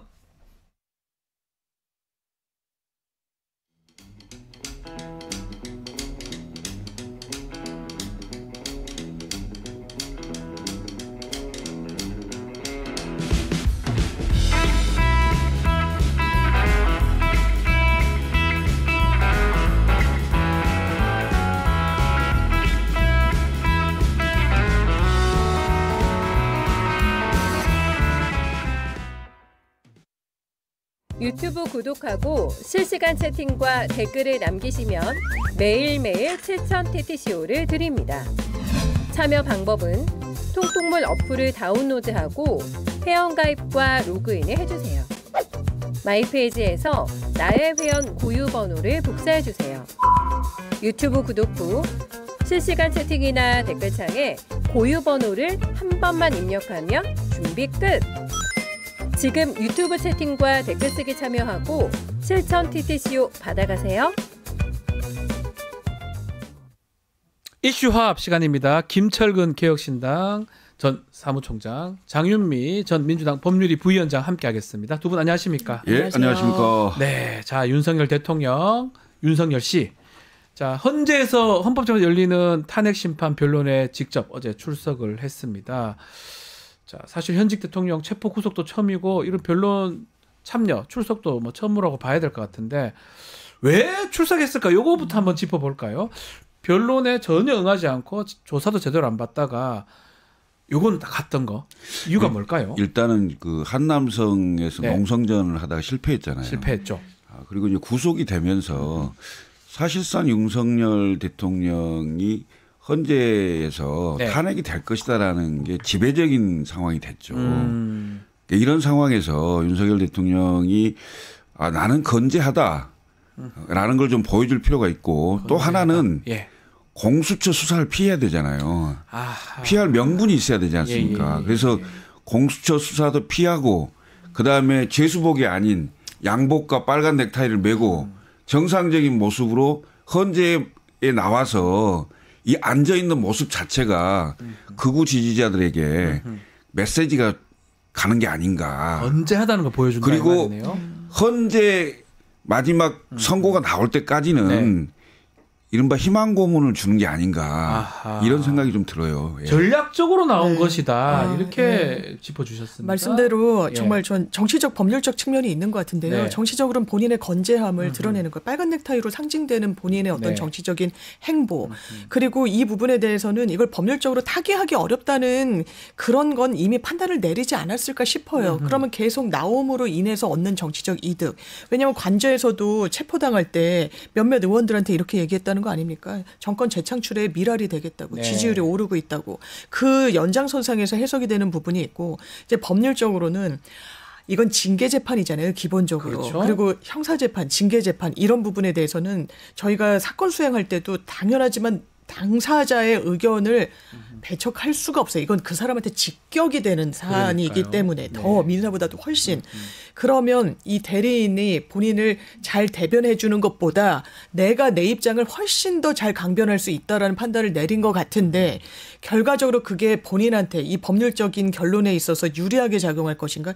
이미 그렇지 않구나. 어제 그 여러 나왔던 본인의 육성으로 확인된 내용으로 이미 이거는 진짜 이상한 국면으로, 그러니까 본인 입장에서는 네. 좋지 않은 결론으로 그냥 파국으로 가고 있다고 생각합니다. 자 그런데 나오는 과정에서 보니까 뭐 화장도 한 것 같고요. 네. 머리도 뭐 했고 또 수위보다는 쫙 정장 딱 착용해서 호송차 타고 왔거든요. 이거는 예우를 갖추게 해주는 것이다. 이렇게 봐야 되는 겁니까? 비판하는 사람도 있어서요. 어찌 보면 특혜죠. 특혜라고 봐야 됩니까? 물론 이제 현직 대통령이고 그다음에 최종적으로 뭐 1심 선고나 이런 것도 아직 안 났기 네. 때문에 무죄 추정의 원칙이라든지 뭐 이런 지점들이 있어서 저렇게 이제 할 수 있도록 약간의 뭐 그 특혜 비슷하게 주는 건데 저는 저런 모습을 영상으로 TV로 보여주게 하겠다는 것 자체가 그 자체가 지지자들에게 대한 메시지다. 메시지다. 예. 메시지다. 이른바 친왕병, 근왕병들이 널리 본인을 중심으로 구치소로 그다음에 헌법재판소로 시위대를 부르는 거거든 저게. 네. 이거 정말 이미 끝난 상황이거든요. 국민들 입장에서 보면요. 현직 대통령이 구속됐다는 그 자체만으로도 엄청난 충격이고 예. 더군다나 그런 상황이 이미 실현이 됐잖아요. 그러면 헌법재판소가 이걸 되돌릴 수 있겠습니까? 못 돌릴 것 같아요. 아니 되돌리는 순간 네. 이 나라는 거의 망하는 거예요. 네. 세계가 우리나라를 어떻게 보고 있겠어요. 지금 경제가 불확실성이 커지면 커질수록 상황은 더 악화될 상황인데 네. 지금 제가 볼 수 있는 국민들은 이미 윤석열 대통령은 우리 눈에서 페이드아웃 됐어요. 그런데 스스로 계속 나오고 있는 거예요. 제가 봤을 때는. 국민들 눈에 정상적인 모습으로 비칠 수 있도록 그래서 계속 끝까지 헌재가 선고될 때까지 희망 고문을 주려고 하는 지지자들에 대한 메시지다. 저는 그렇게 보여지는 거예요. 어제 이 출석에서 답변하는 것도 네. 참 계엄 정당성 본인이 입장도 밝혔고 뭐 여러 가지 얘기를 하던데 그 답변 부분 질문에 대한 답변 부분 네. 어떻게 들으셨습니까? 저는 어이가 없었고요. 예. 일단 궤변이라는 생각이 들었고 이게 재판부를 설득을 할 수조차 없는 거예요. 그러니까요. 여러 이야기들이 나왔는데 예. 일단 저는 그 주심 재판관도 그렇지만 문영배 지금 재판장이죠. 재판장을 역임하고 있는데 질문을 던지지 않습니까? 아니 비상 입법기구 쪽지는 본인이 건넸냐라고 일단 물어요. 네. 그러니까 이 지금 보도에 따르면 영장실질에서도 딱 한 질문이 나왔는데 그걸 물었다는 거 아닙니까? 이게 핵심 중에 핵심이라서 그런 거예요. 가장 중요한 것이다. 예, 헌법과 개헌법에 따르더라도 이게 설사 정당한 개헌의 요건이 무르익어서 개헌 발동을 했더라도 국회를 군의 통할 아래 둘 수 없어요. 네. 국회를 해산하거나 비상 입법기구를 만들 수 있는 법적 근거가 전혀 없어요. 이게 사실이냐고 묻는 겁니다. 그게 드러나는 순간 이거는 더 들여다볼 여지도 없는 그 길목에 있는 질문이거든요. 네. 그런데 영장실질을 받을 때는 차은경 부장판사한테 아 글쎄 생각이 잘 안 나는데 김용현이 했나 뭐 이렇게 얘기를 했다라는 거잖아요. 그런데 어제는 명시적으로 내가 하지 않았다. 하지 않았고 했다면 김용현 전 장관이 했을 것이다. 그러기 어렵습니다. 그 내용을 보면요. 비상입법기구를 만드는데 예산 지원하고 지금 국회에 가는 예산 지원 다 끊으라는 취지예요. 굉장히 정밀하게 돼 있고 포고령과 똑같은 폰트와 그 형식을 갖춰서 만들었는데 모르겠습니다. 쓰는 거 작성하는 실무를 김용현 전 장관이 했는지 모르겠지만 이걸 윤석열이 허가 없이 했다라고 보여지지 않아요. 그런데 책임을 미루고 방기하고 또 결정적인 건 최상목 당시 경제부총리가 거짓말을 했다는 건데 김용현한테 받았으면 김용현한테 받았다고 그러지 왜 윤석열 대통령한테 받았다고 합니까? 누가 거짓말하는지 뭐라고 생각할까요? 뭐 상식적으로 봤을 때는 뭐 기억이 가물가물하다 하다가 안 받았다고 하고 자기는 국방부 장관이 한 것처럼 얘기하는 거는 이게 매우 중요한 쟁점이라는 걸 본인은 알고 있지만 뭐 답변하는 거 봤을 때는 정확하게 이걸 피해 나갈 답변은 아닌 것 같아 보이거든요. 형사 사건의 예. 잡범 수준의 답변도 아니고 말입니다. 이게 지금 일국의 대통령을 지냈고 현재 대통령입니다. 네. 그리고 본인이 계엄을 했다. 계엄한 이유도 쭉 얘기를 했는데 네. 거기서 파생된 결정적인 증거에 대해서 나는 모르겠다. 내가 한 적이 없다. 네. 이게 말입니까 막걸리입니까? 대통령이 아니면 할 수 없는 일이잖아요. 네네네. 대통령이 아니면 기재부 장관한테 그 쪽지를 줄 수가 없잖아요. 미리 준비된 쪽지를 준 거 아닙니까? 그러니까요. 예? 예. 그것도 국회 해산하라 그러고 국회 해산을 해서 국회 입법 대책기구를 만들었을 때 예산을 집행할 수 있도록 예산 예비비를 준비하라는 거 아닙니까? 그러니까요. 그걸 대통령이 아니고 누구한테 기재부 장관한테 그 쪽지를 줍니까? 그걸 본인이 안 했다고요? 사실 보면서 아니 내가 봤을 때 이건 검찰총장을 지냈고 네. 검사했고 수많은 그 형사 사건을 다뤄봤을 건데 네. 정말 수준 낮은 수준 낮은 잡범 수준의 답변이다 이거예요. 답변이다. 이게 말이 됩니까? 자, 또 하나 질문이 또 큰 질문이 그겁니다. 그 국회의원 끌어내라고 지시한 적이 있느냐 없느냐 문영배 재판장이 질문을 했는데요. 이거는 그냥 아예 그냥 아니라고. 아닙니다라고 이렇게 답변을 했습니다. 이 부분은 어떻게 봐야 됩니까? 이것도 이게 상호 모순되는 진술들이 나오고 있는 거잖아요. 네, 양립할 수 그러니까요. 없는 거예요. 누군가는 거짓말을 하는 거예요. 그러면 이제 재판 과정에서 누구의 말을 더 믿을 수 있을 것인가를 네. 선별하는 작업이 있는 거죠. 이걸 증명력을 체크한다라고 하는데 그럼 증명력이 누구한테 더 있을 것인가? 객관적인 사정들을 보면 그래요. 일단 국정원 2차장 막 불러주더라는 겁니다. 네. 누구를 잡아들이라고. 그리고 거기 현장에 나갔던 사령관들 문을 부수고서라도 가라. 끄집어내라. 지금 끄집어내라. 왜 4명이 1명씩 들고 나오면 되지 않느냐. 이거 계엄이 해제됐습니다라고 물었을 때는 계엄 2차, 3차 계엄 내가 하면 되니까 걱정 말고 하라라는 일치된 그리고 그 정점에서는 윤석열 대통령의 지시가 있었다는 현장 사령관들과 이 관련 국정원 이 2차장의 진술이 있어요. 이런 부분이 한켠으로 흔들리지 않게 있는데 아니다. 내가 그런 적 없다. 그리고 기본적으로 이런 부존재 사실은 입증이 되지 않습니다. 그러니까요. 아니라고 하는 말이 정말 맞으려면 있다라는 사실을 탄핵을 해야 되는데 아하. 그런 형식으로 해야 되는데 얘네가 거짓말을 하고 있다 이상으로 다른 증거는 없는 거예요. 그러면 누가 거짓말을 한다고 재판부가 생각하겠습니까? 그러니까요. 박근혜 대통령은 형사 재판에 나서지 않는다는 것만으로도 이 헌법 수호의 의지가 없다라고 판단을 받았어요. 파면 사유 중에 하나였습니다. 그렇죠. 재판정에서 거짓말을 한다. 판사 앞에서, 재판장 앞에서, 국민 앞에서 용서받을 수 없는 겁니다. 이게 누가 보더라도 정말 지금 장윤 변호사 말씀하셨지만 그 사령관들 진술은 매우 구체적입니다. 매우 구체적이고 거짓말할 이유를 찾아야 될 거 아니에요. 그래야 그 진술을 탄핵할 수 있는 것 같은데 근데 중요한 건 그냥 아니다 이렇게 얘기해도 될 일입니까 이게? 아니, 본인만 혼자 아니라고 뭐하겠어요. 그러니까요. 이게 뭔 의미가 있습니까? 그러니까 중요한 것은 복수의 증언이 있잖아요. 네. 복수의 동일한 증언을 갖고 있기 때문에 참. 윤석열 대통령이 제가 방금 말씀드리잖아요. 일반 형사 사건의 자범도 이렇게 답변 안 한다니까요. 예? 아, 명색이 검찰총장 출신의 그 피고인이라는 사람이 답변을 이렇게 합니까? 그게 믿어줄 거라고 생각하십니까? 누가 믿습니까 이걸? 예? 이건 재판장이 한숨을 쉬었을 것 같아 속으로. 얘기 자체가 안 된다고 저는 보여져요. 네. 예. 참. 물론 네. 피고인이기 때문에 자기 방어를 해야 되겠다는 그 심정을 모르는 바 아니나 그래도 자기 객관화를 해서 네. 객관적으로 내가 이게 아니다. 그 말이 틀렸다는 걸 증명해야 될 거 아니에요. 그 증명력이 전혀 없어요. 1도 없습니다. 네. 제가 봤을 때는. 오히려 역효과가 날 것 같다.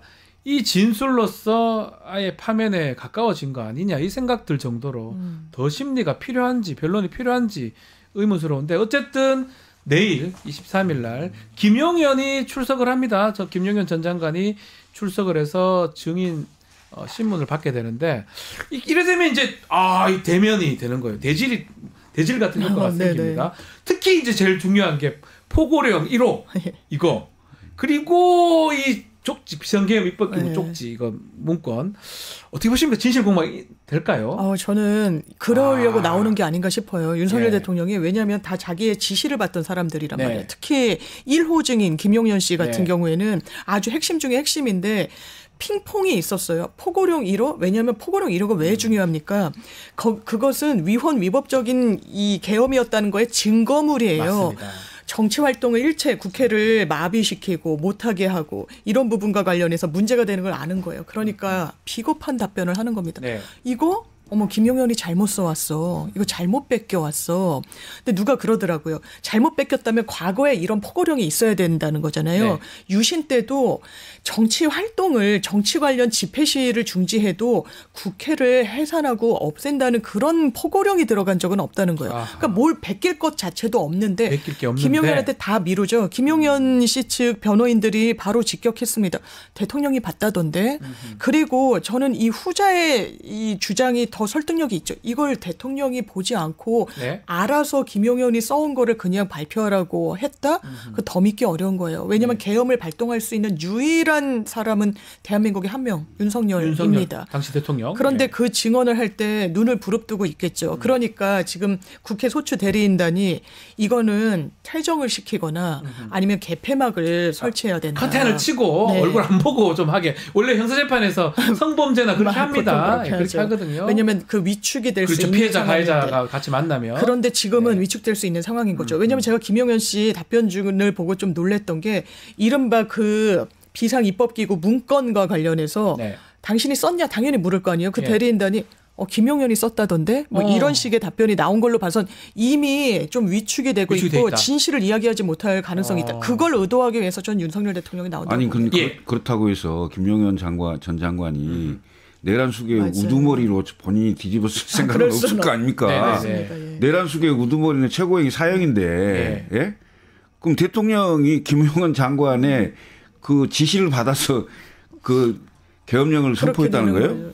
되는 거예요. 이게 말이 안 되잖아요. 그다음에 기본적으로 대통령의 자리에 있는 사람이 국방장관의 그 의견을 받아서 했다고 손 치더라도 책임을 져야 되죠. 모든 책임의 정점은 대통령이죠. 본인이 한 건데요. 이 너무 비겁한 거 아닙니까? 이것도 비겁한 거다. 비겁하죠. 혹시 김용현 전 장관이 나와서 아주 신랄하게 비판하고 다 까발릴 가능성은 없는 건가요? 제가 보기엔 그 변호인들이 네. 김용원 장관을 설득할 수도 있어요. 잘못하면 당신이 우두머리로 뒤집어 씌울 수도 있는데. 둘 다 우두머리가 될 수도 있어요. 만약 네. 이렇게 되면. 맞아요. 그럼 둘 다 어떻게 할 거냐. 우두머리. 예. 그럼 다 일일이 지시받은 거에 대해서 변호인 입장에서는 당연히 그 당사자를 설득해서 얘기할 수 있도록 할 수도 있다. 그렇죠. 나는 그렇게 보여져요. 예. 그래서 아마 내일이니까요. 내일 어떻게 좀 진행이 될지, 김용현 전 장관이 과연 어떤 말을 하게 될지, 오히려 김용현이 말 맞추기 해가지고 뭐 됐다 그러면 그건 더 저는 안 좋게 보이거든요, 사실은. 아니 안 좋게 보이는 게 아니고 네.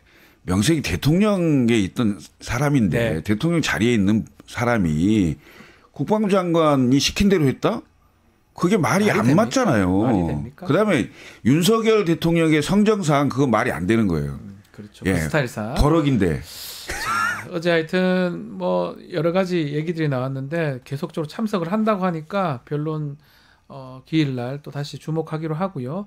어제 좀 눈에 띄었던 게 변론 마치고 나왔는데 나오자마자 병원에 갔습니다. 구치소로 가지 않고. 특히 구치소에서는 공수처가 강제 구인하려고 기다리고 있었는데 구치소로 가지 않고 병원으로 간 거. 이건 어떻게 봐야 됩니까? 아마 뭐 안과 질환이 있었다라고 하고, 그러니까 통상 좀 원래 좀 몸이 좋지 않다라는 네네네. 뭐 이야기는 있으니까 그것 때문인가 뭐 당뇨 투병 중이라는 이야기도 그러니까요. 있고 하지만 일단 눈 질환 관련해서 갔다라고 하고 있고, 그런데 이제 눈길을 끄는 건 뭐 병원은 갈 수 있죠 당연히. 그런데 그 시간에 공수처가 구치소에서 대기를 하고 있었다는 거예요. 네. 그러면 기본적으로 이런 행형 관리는 법무부에서 하는 것이고, 이 부분과 공수처의 어떤 소통은 최소한 잘 되지 않고 있구나라는 게 확인이 된 점에서 좀 의미가 있는 것 같고, 이 강제 구인과 관련해서도 뭐 국민의힘에서는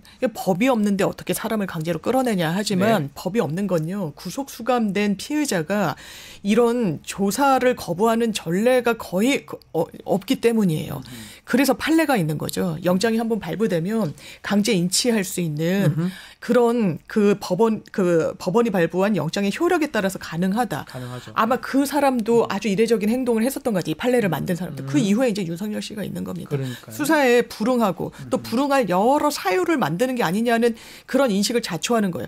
공수처에 안 나가면서 헌재는 나가고, 헌재에서 들어갈 때 공수처가 대기하고 있는 걸 알았는지 몰랐는지 뭐 모르겠습니다만 어쨌든 병원으로 향하고. 가버리고. 예, 비겁하죠. 어떻게 봐요? 이거 좀 미리 좀 이렇게 협조가 되거나 얘기가 좀 됐었어야 되는 거 아닌가 싶기도 한데요. 한남동 관저에서 구치소로 구속영장을 왜 발부할 수밖에 없었던 그 이유가 설명되는 것 같아요. 구치소에 있으면서도 수사를 안 받아. 아하. 구치소에 그러네요. 있으면서도 병원을 다녀. 아무 상관없네요. 예. 그러면서도 술만 못 먹을 뿐이지 똑같네요. 그것도 모르죠. 아, 그렇습니다. 그것도 모르다고요? 그건 아니겠죠. 그러니까 증거인멸의 우려가 있다 이런 얘기였잖아요. 네. 그러니까 구속이 될 수밖에 없는 사유를 본인 스스로 다 입증하고 증명해 주는 거고요. 예. 현직 대통령으로서 누릴 수 있는 모든 특권은 구치소에 있으면서도 누리겠다. 아. 예. 일반 형사범이 저렇게 할 수 있습니까? 안 됩니다. 할 수 있어요? 아, 병원에 지금 가는 게 참 병원 가더라도 굉장히 오랜 시간에 9시까지 있었다면서요? 다 수속이 굉장히 복잡해요. 나가기 힘들어요. 그러니까요. 이건 뭐 현직 대통령이기 때문에 할 수 있는 거잖아요. 이건 그야말로 공수처 수사 피하기의 일환입니다. 네. 예, 이렇게 하면 안 되죠. 공수처도 좀 안타까운 게 뭐 이런 것들을 아마 입장이 좀 그럴 거예요. 이런 진작에 좀 알았으면 헛걸음은 하지 않았을 거 아니에요. 그렇죠. 좀. 강제 구인한다고 얼마나 기다렸겠습니까? 예. 그러니까 저녁 9시에 계속 저기 있다 그냥 온 거잖아요. 나중에 알게 돼서. 예. 뭔가 지금 말씀처럼 뭐 할 수 있는 거는 피할 수 있는 거는 모두 다 하는 것 같다. 이런 얘기도 있습니다. 가동할 수 있는 자원을 모두 다 동원하고 있는 거예요. 그 의도는 너무 뻔한 거예요. 어쨌든 반격의 기회를 차곡차곡 쌓아가지고 모색하겠다는 거고 그리고 본인이 정말 돌아올 수 있다라는 그런 인상을 본인 지지층한테는 주겠다는 건데 이거는 완전히 그냥 헛된 망상에 가깝습니다. 지금 변론도 기본 골자는 망상에 근거하고 있는데 이런 기대도 망상이에요. 정말 대한민국에 대해서 일말이라도 책임감이 있는 지도자라면 이렇게 국론을 분열시키면 안 되죠. 자기 때문에 서부지방법원이 완전 초토화되고 사법부가 완전히 무너지고 있는 이런 상황 속에서 어떻게 이런 전략을 펴니까 최소한의 양식이 있다면 양심이 있다면 지도자 그래도 대통령씩이나 한 양반인데 어떻게 메시지를 경찰도 잘못했고 뭐 지지자들 평화를 어째 뭐 향해라라고 이야기는 하지만 아주 양비론을 취하면서 비겁한 행태를 하고 있는다. 아 정말 역사에 어떻게 기록되려고 이러니까 진짜. 눈에 띄는 것 중에 참 결국 국가는 절단납니다. 뭐 진실 앞에 거짓이 이길 수가 없을 거니까 뭐 탄핵되고 뭐 재판받고 이거는 봐야 되겠지만 결국은 지금 그 과정에서 윤석열이 저렇게 행동함으로써 일부 또 국민의힘 정치인도 따라서 저렇게 함으로써 나라가 지금 두동강이 나가지고 정말 이거 돼도 괜찮다 이러는 걸로 느껴지거든. 이게 저는 안타깝습니다. 그러니까 그 본인이 알 거예요. 검사도 있고 검찰총장도 더 잘 알겠죠. 자기가. 그다음에 더군다나 박근혜 대통령 국정농단 때 본인이 주인공 수사했어요. 본인. 수사를 했던 검사였기 때문에 특별검사였기 때문에 이 내용을 왜 모르겠어요. 안 된다는 걸 알 겁니다. 그럼에도 불구하고 마지막까지 끝까지 이제 국론 분열에 그 소용돌이 속에 본인이 계속 서는 건데 그게 무슨 정치라고 생각하는지는 나는 모르겠습니다만은 이거 안 되는 거거든요. 그나마 반성하고 자숙하려면 수사에 적극 협조하고 그다음에 자기 변론이 필요하다면 물론 헌재 나갈 수 있어요. 예? 그렇지만 저런 식으로 행동하면 안 되죠. 변론에 마음대로 되긴 하고. 하지만 그래도 대통령을 했다는 사람이 국민을 조금이라도 생각한다면 이러면 안 됩니다. 절대로 안 됩니다. 이게 국민을 엄청나게 화나게 하고 분노하게 하는 거고 결국은요. 자기 지지층 끝까지 자기한테 남지 않습니다. 남겠어요? 인용되는 순간 그게 남겠냐고요. 저는 그 더 눈에 띄는 게 그 국민의힘 정당의 지도부라든지 아니면 그 정치인들 특히 양비론을 계속 펼쳐요. 폭도도 잘못이면 경찰 잘못이다. 등으로 결국은 윤석열 아직까지 옹호하고 비호하는 모습이거든요.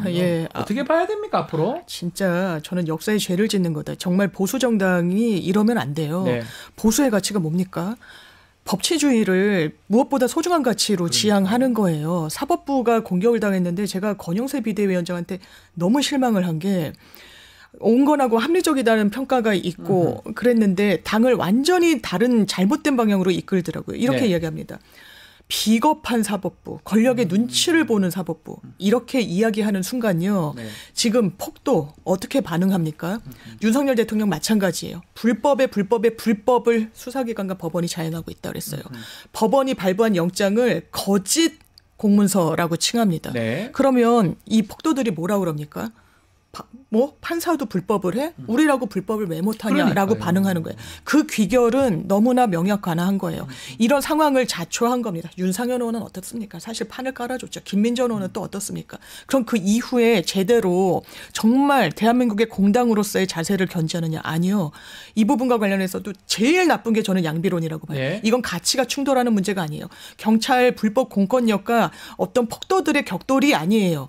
그냥 이 부분은 사법 정의를 실현하는 측과 그것을 무너뜨리려는 다툼입니다. 이게 마치 가치 중립적인 것처럼 뭔가 격돌하고 충돌의 여지가 있는 것처럼 프레임을 전환하고 이 주제를 완전히 오도해 버리죠. 그러면서 이 상황을 어떻게 보면 정치적인 자산으로 삼으려고 하는 겁니다. 한편으로는 이해가 돼요. 과거에 박근혜 전 대통령 탄핵 국면에서 개혁보수 이런 기치 걸었지만 국민 외면받았고 그냥 낱낱이 흩어졌고 그리고 결국에 정권을 빼앗기고 우리가 지금이라도 뭉치자라는 그런 전략. 그런데 길게 봐야 되지 않겠습니까? 국민들이 지금 이렇게 극우화되고 있는 국민의힘을 어떻게 지지합니까? 지지하는 순간 대한민국은 망하는 거예요. 어떻게 보십니까? 우리 사무총장님의 질문 좀 드리고 싶은 게 국민의힘이 그런 시기를 놓친 것 같아요. 출당을 시키든 대통령 끊었으면 이런 일까지 오지 않는데 지금 끝까지 같이 가려는 모양새로 지금 보이거든요. 그러니까 국민의힘 자체가 극우가 되는 거예요. 아, 그러니까요. 예, 전강훈당이 되는 거예요. 거의 제가 봤을 때는 오른쪽에 한 15%의 기대는 예. 그리고 그 국민의힘의 그 주도 세력이 네. 주로 그 보수 극렬 보수층이 많다고 하는 지역에 그 지역구 출신들이 거의 대부분이기 때문에 TK나 영남 지역 거기에 예. 취해 있는 게 아닌가 이런 생각이 드는데 네. 영원히 비주류로 전락할 가능성이 있다. 집권할 가능성 거의 제로로 지금 수렴되는 게 아니냐. 물론 몇 명의 국회의원이 될지는 모르겠습니다만은 집권하고는 거의 거리가 먼. 왜? 그 지역만 장악하는 거잖아요. 맞습니다. 집권하려면 전국적으로 예. 돼야 되는데. 이른바 영남 자민련을 향해 가고 있는 게 아닌가 이런 생각이 들어요. 오히려 훨씬 의석수나 지지율은 축소할 가능성이 있다.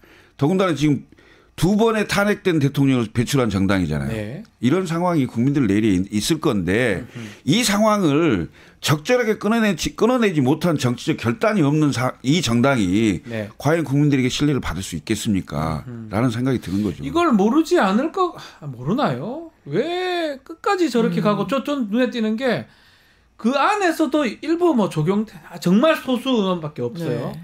대다수 의원이 그래도 국회의원이고 하나하나가 입법기관이고 하나하나가 헌법기관인데 왜 말들을 못하고 그냥 끌려가는지 궁금하거든요. 끌려가는 게 아니고요. 네. 제가 보기에는 극렬 보수 유튜브와 네. 그다음에 그 거리에 아스팔트에 나와 있는 지지층과 네. 그다음에 지역의 그 골수 지지층이라고 하죠. 골수 네. 지지층 우파 예. 그 오른쪽에 있는 분들 이분들에 완전히 쌓여 있는 거예요. 쌓여있다. 예. 그래서 아예 안 있다. 보이는 거 포위된 안 거죠. 보인다. 이게 극우 유튜버들의 엄청난 극성에 네.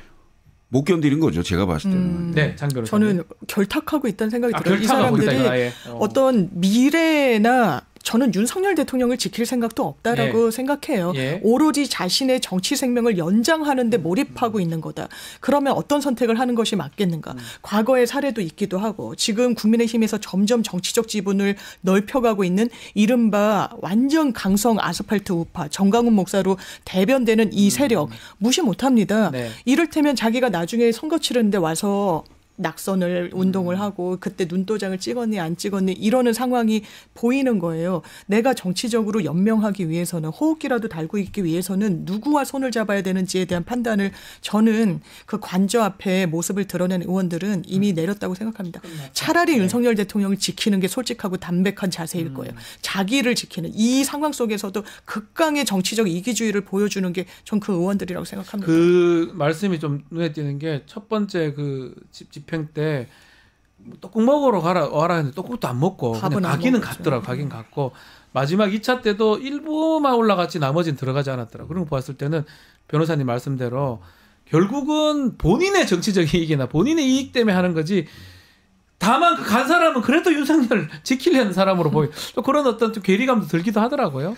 글쎄요. 제가 봤을 때 마지막까지 윤석열 대통령 옆에 네. 몇 분이나 계실까요? 결국은 없을 것이다. 예. 저는 거의 없을 거라고 보여요. 네. 그래서 그 윤석열 대통령을 지키기 위한 모습으로 비춰지기만 원하죠. 그런 것만. 실제 정치적 이익은 나의 이익으로 오기를 원하는 그런 상황이 아닐까요? 뭐 마지막 질문 좀 드려보면 이래 되면 극우 정당도 정당이지만 이게 마무리될 쯤에 국민의힘 정당이 위헌 정당이 이 가능성은 없는 겁니까? 이게 계속 그 얘기도 나오거든요. 이 정도면 정말 위헌 정당이 아닌가 싶어요. 예. 왜냐하면 사법부를 공격한 사람들한테 지금 현안 질의를 봐도 경찰이 문을 열어줬다. 아주 이게 편집 가공된 사실 예. 그런 영상을 틀면서 그리고 또 이게 논리적으로 안 맞는 게 경찰이 물러서 그랬다라고 하다가 또 지도부는 경찰이 민노총 앞에서는 순한 양처럼 하면서 이 정도면은 저는 공당으로서의 기능을 스스로 저버렸다라고 생각합니다.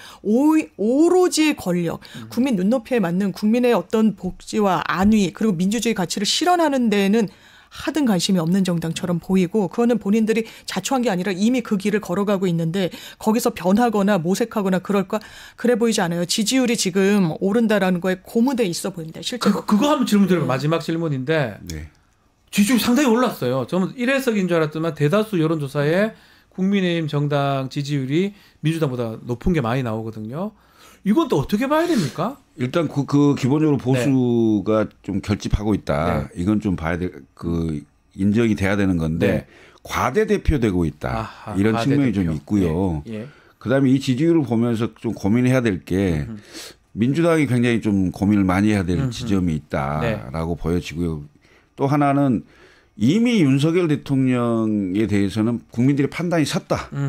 이미 끝났다. 네. 라고 보여지는 것이 있기 때문에 중도층이나 나머지 분들이 적극적으로 여론조사에 응하지 않을 수 있다. 아하. 이런 거고 결과적으로는 과대대표 되고 있는 게 아닌가. 표집이라 하죠. 예, 그죠, 예. 그거. 예. 그러나 일정 부분 그 동정이나 그 보수층의 지지가 결집하고 있는 측면도 있다고 봐야 돼요. 예. 호남 지역에 제가 놀랐던 게 호남의 출신이시니까 30몇 깜짝 놀랐어요. 호남이 그런 적이 있었나요? 국민의힘을 없는데 지지하지 않는 걸 알고 있는데. 그 방금 말씀드린 네. 대로 과대대표다. 그다음에 나머지 분들이 윤에 대한 그 물으면 네. 아니 다 끝난 걸 왜 물어? 더 이상 묻지 마. 네. 그럴 가능성이 많다 이거죠. 알겠습니다. 그게 취해서 더 그런 거 아니냐 이렇게 두 분 말씀 들어봤습니다. 자, 오늘 이슈합은 여기서 마무리해야 될 것 같습니다. 김철근, 장윤미 두 분과 함께했습니다. 감사합니다. 고맙습니다. 감사합니다. 자, 뉴스토마토 구독자 이벤트 하나 소개해드리겠습니다. 지금 실시간 채팅창 참여하시면 매일매일 2,000 통통 쿠폰 저희가 지급해드리고 있습니다. 매일 2,000원 상당의 할인 쿠폰 지급해드리는데요. 채팅창 링크에 있는 통통모랩에 가입하고 회원 고유번호 코드 실시간 채팅창에 한 번만 붙여넣기 하면 이벤트에 참여하실 수가 있습니다. 댓글을 단다면 하루 5번까지 1,000 통통쿠폰씩 총 5,000 통통쿠폰 드립니다. 자세한 것은 상단 고정 링크 아래 더보기란 참고해 주시면 됩니다. 내일은 김용남 의원과 함께하는 용가라 사대 또 김필성 신준 변호사의 이슈 3합 준비되어 있습니다. 많은 시청 부탁드리겠습니다. 이어서 뉴스 인사 프라임 진행되니까 어디 가지 마시고 조금만 기다려 주십시오.